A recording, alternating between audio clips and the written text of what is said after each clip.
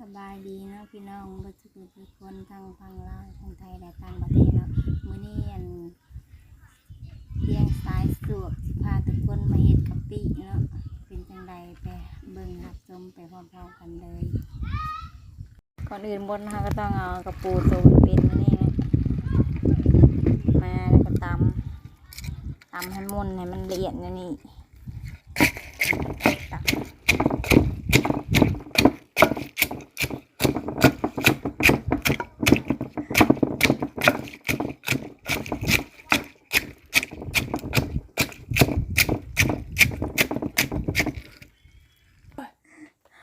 หลังจากที่ตำมุนแล้วนะก็เอาน้ำมาผสมใส่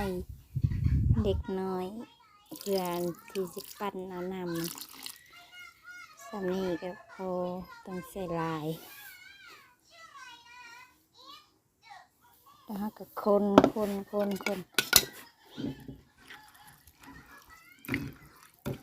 ้มันเข้ากัน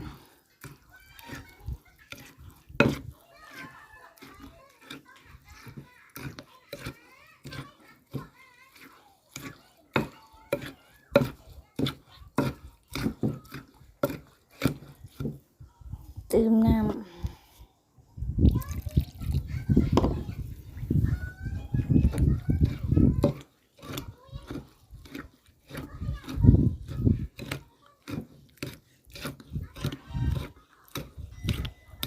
ถ้าว่ามีเครื่องปั่นก็ใส่เครื่องปั่นให้ดีอะไรครับ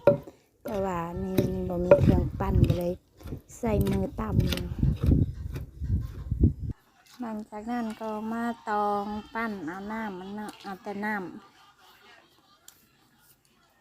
ปั้นเอาแต่น้ำมัน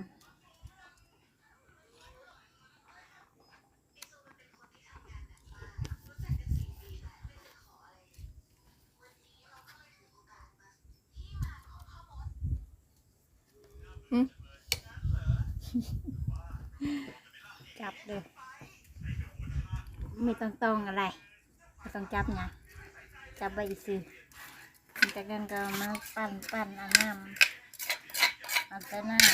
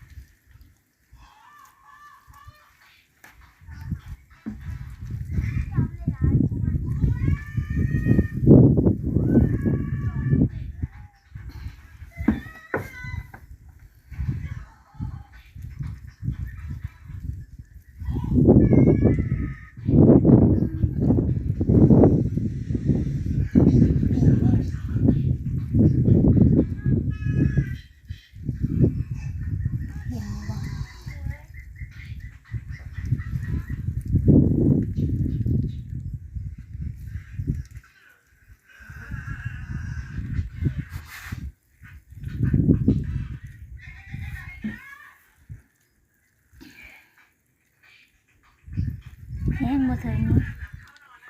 บ่มีแห้งบ่มีแห้งปั้น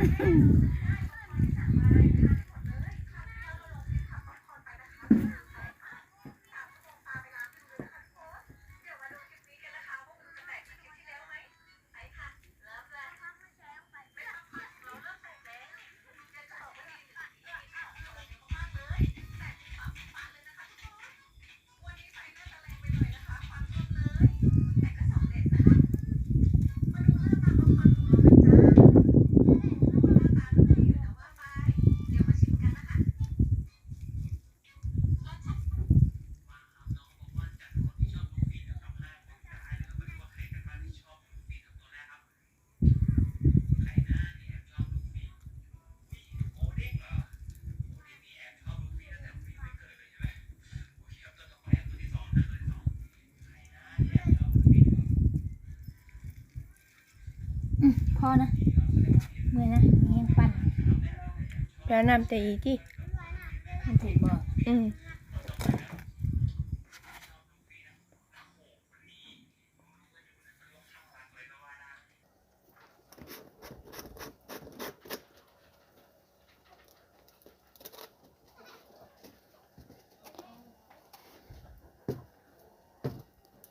หลังจากที่เฮากรองเรียบร้อยแล้วก็มาเทใส่หม้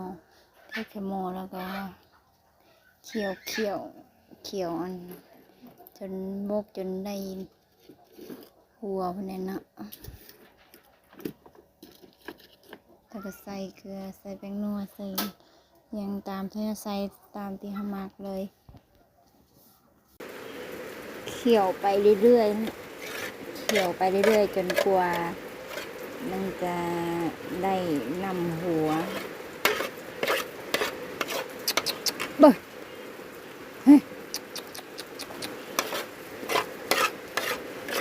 ได้นำหัวของกะปิเคี่ยวไป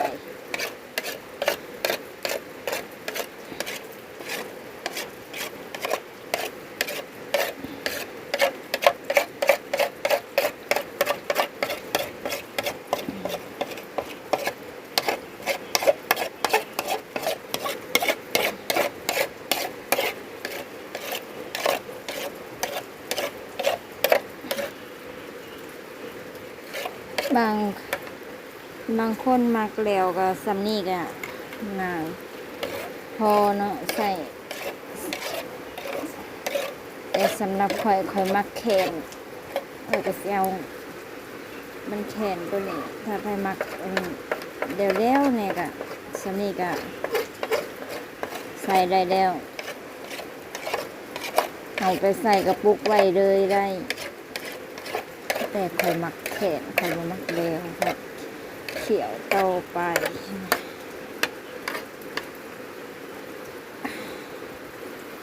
บรรยากาศกับฝนตกตอนนี้ฝนตกดินงัวเขามาสนพูดม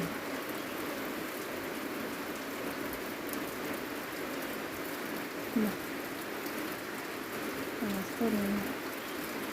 ใส่กาเลยหายนะหลังจากนั้นก็เอาใส่กระปุกเลย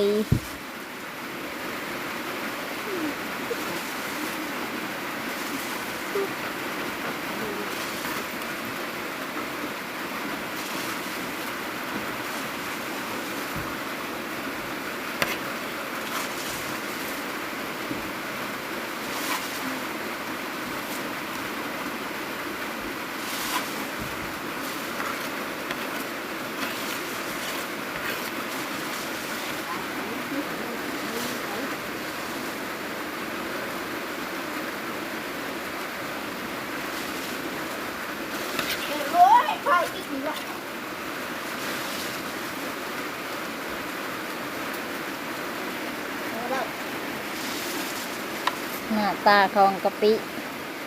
ดูได้ใจเสร็จเพียงตอนนี้ก็เอาไว้กินได้เลยต่อมาเฮ็ดไว้กินเองได้แล้วก็ฝากกดไลค์กดแชร์กดติดตามกดให้เด้อช่วยเป็นกำลังใจให้คลิปต่อไป